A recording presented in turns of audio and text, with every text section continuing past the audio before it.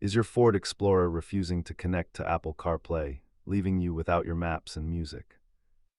Statistically, most connection failures are caused by simple cable faults or minor software bugs in the sync system. Let's walk through the troubleshooting steps to get your connection back online quickly.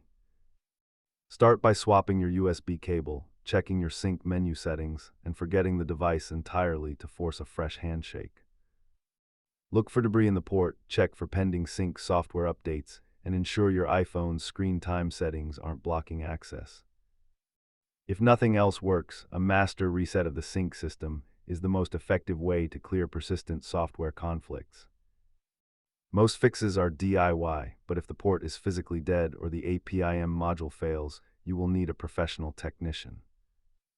As you can see, simply changing the cable solves the vast majority of connectivity problems for most owners. For advanced troubleshooting, check your infotainment fuses and try a hard power cycle by disconnecting the car battery.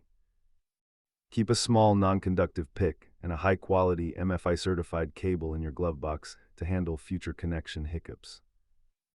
Remember that even the best software can't overcome a damaged cable or a dirty port. If these steps didn't solve your issue, leave a comment with your sync version and we'll help you figure it out.